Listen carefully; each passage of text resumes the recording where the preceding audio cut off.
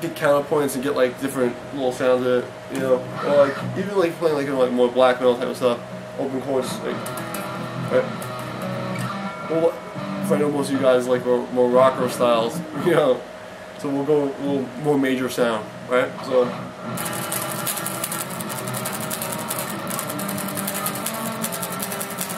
Now let's have to split the hand.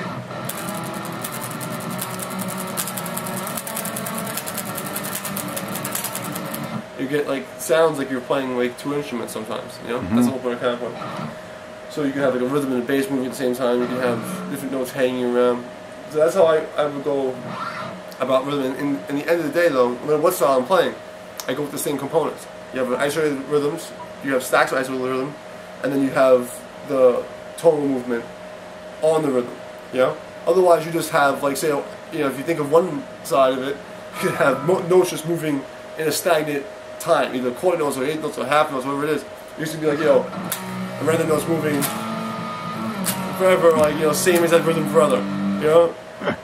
And if you're not thinking of the notes, you can have all these cool rhythms, you know, and you're not going to go anywhere with them. The idea is to be able to get those little cuts of rhythms to connect to your melodies. And that's the way to make good riffs, you know? It doesn't matter if you're playing, you know, 50s rock or if you're playing death metal. At the end of the day is you have to figure out what isolated rhythm is going to feel right, and then what melodic intervallic pattern is going to sound right, and being able to combine them together. You know? Now being able to improvise and play with another drummer, and that's a skill all to itself, you know, so you really can't, that's a whole other thing. Yeah. But just to be able to write rhythms like you're asking, that's how I would go about it, you know? Yeah. So, for instance, start with something easier. If you don't have a 7-string, start with the 6-string, this is 7-string guitar if you didn't notice. So, let's forget about the string for a second, and we'll just work on the E string, okay? Again, Phrygian sounds cool, everybody likes Phrygian, right? E Phrygian.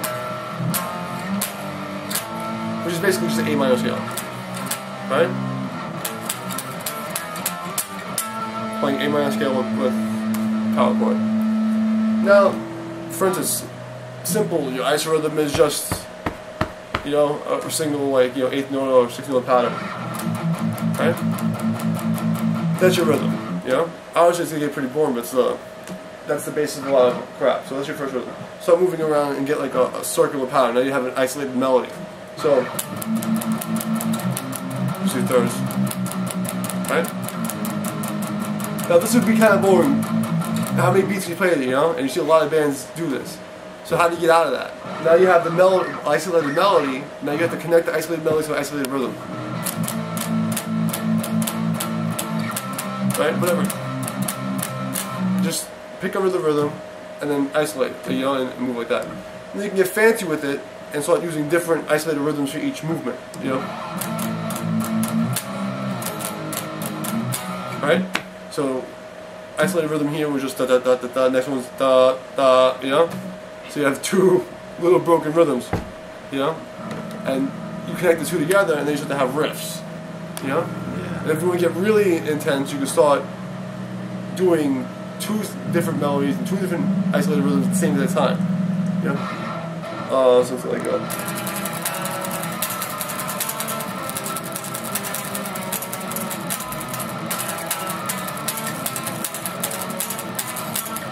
Do you see what I'm saying? How like this, you have a bass line and the treble line moving separately. Yeah.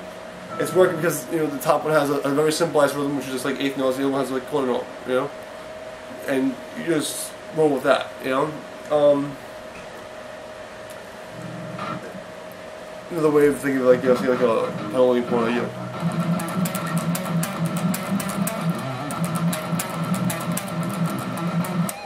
Oh, that sounds cool. So, again, you have a, like, in one hand you can think of it as this. This is the rhythm, right? Yep. But now I put another isolated rhythm into the left hand. Right?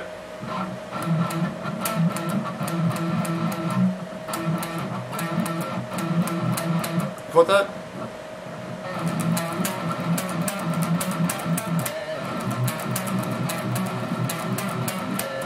Okay? So, in one hand, you can see it as just going, right? But then I'm actually putting separate rhythms in there. So I have on top of this rhythm, I have, right?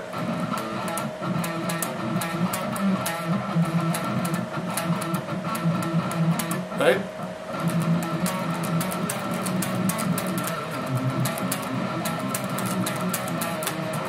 Make sense?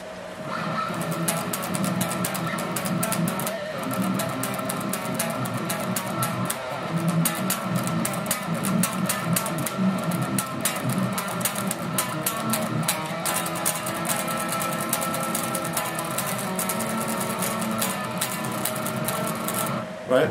So you can just do the same exact thing, building up, building up, building up, and splitting up these patterns. You can also do it if you're really insane. You want to sit there and like really, rot your brain. Yeah. You can start doing it with all kinds of different kinds of chord structures and movements. Trying to think of a good example.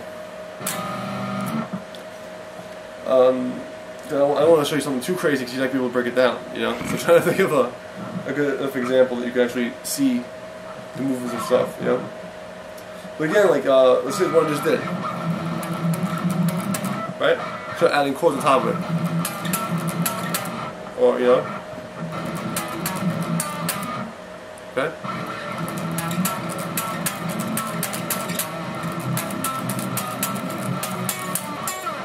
Okay, adding extensions, a little melody on top of it.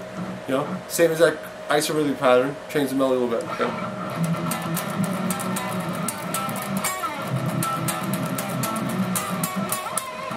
Okay, you're just changing the notes, still using the same rhythm. Right? Then you can make the rhythm anything you want it. I'm just picking, two isolated rhythms and putting them together. So you have a dot dot dot dot dot dot dot dot dot, right? This is my pattern. Okay, it's pattern 1, pattern 2. Then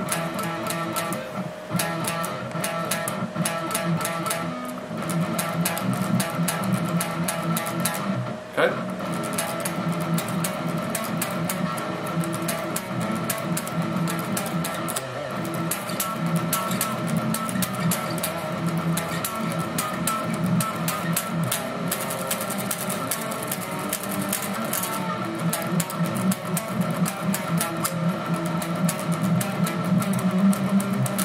Okay, you can do it reverse and do it pedaling backwards.